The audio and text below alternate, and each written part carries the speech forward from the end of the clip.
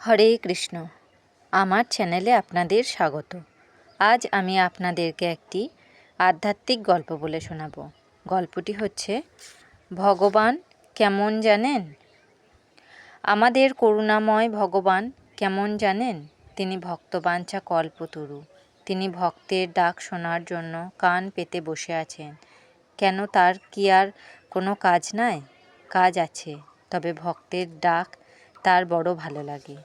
গাভী যেমন বৎসের পিছনে ধায়, ভগবানও সেরূপ ভক্তের পিছনে পিছনে যান। ভক্তের হৃদয় তার বৈঠকখানা। হে ভক্ত, তুমি পথে বেরিয়ে মাঠের মাঝে পড়েছ।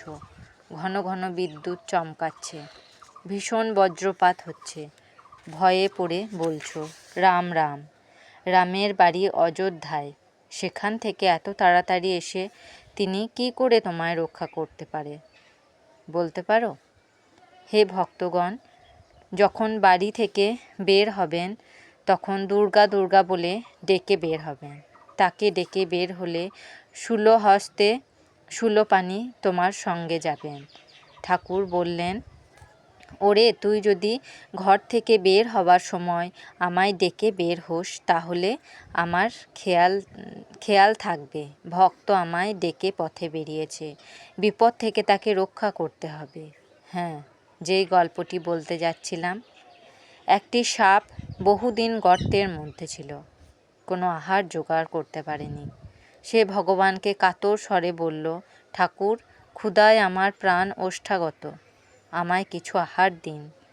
ভগবান তার কাছে একটি ব্যাঙ পাঠিয়ে দিলেন।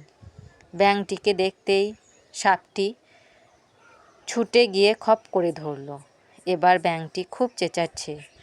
সে ভগবানের উদ্দেশ্যে বলছে, ঠাকুর, এবারের মতো আমায় ক্ষমা করুন। বারংবার চিৎকার করে ডাকায় ভগবানের দয়া হলো। তিনি ব্যাঙকে বললেন, চুপ চুপ। ব্যাঙটি থেমে গেল। এবার সাপ ভাবলে, আমার তীব্র বিষের জ্বালায় হয়তো ব্যাঙটি মারা গেছে, তাই আর ডাকে না। এবার আমি ওকে মুখে থেকে বের করে ভালো করে ধরে গিলব। এই মনে করে সাপ ব্যাঙটিকে ছেড়ে দিয়েছে।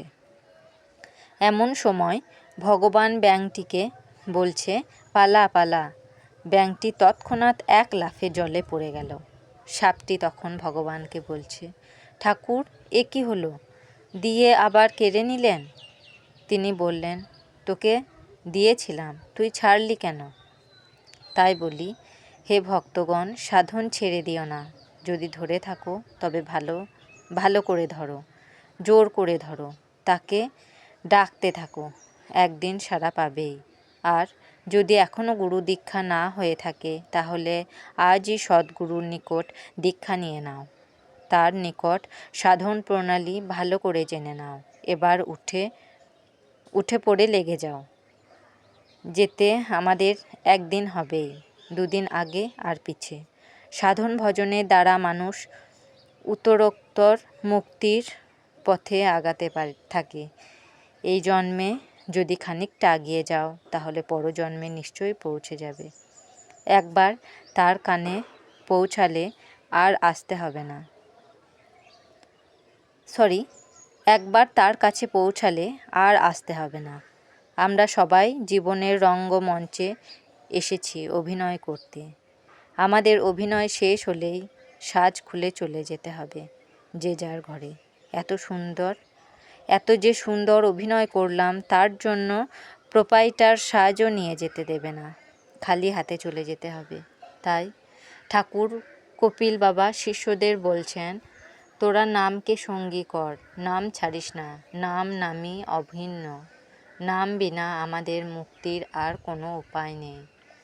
তোমার অন্তরে যিনি আছেন, তিনিই পরমাত্মা। তার খোঁজ করো। তুমি এটা নিশ্চয় জানিও, 84 লক্ষ যোনি ভ্রমণ করে এই দুর্লভ মানব জন্ম পেয়েছি। এই জীবনে ঈশ্বরের জন্য খেটে নাও, তাকে জানতে চেষ্টা করো, শুধু তার নিকট প্রার্থনা করো, হে ঈশ্বর, তোমাকে জানতে দাও, তোমার পথে আমায় আগিয়ে নিয়ে চলো, আমার সংসারের কাজ কমিয়ে দাও, আমার জ্ঞান দাও, ভক্তি দাও, বিবেক দাও, বৈরাগ্য দাও, আর আমায় বিপথে ঘুরিও না। আমার সঠিক পথ চালনা করো, শুধু তার শরণ নাও। মনে রেখো, ঈশ্বর লাভের জন্যই মানব জন্ম পেয়েছ, শুধু ঈশ্বর চিন্তা করে যাও। আমার এই আধ্যাত্মিক গল্পটি যদি আপনাদের ভালো লেগে থাকে তাহলে আমার চ্যানেলটিকে সাবস্ক্রাইব করে আমার পাশে থাকবেন।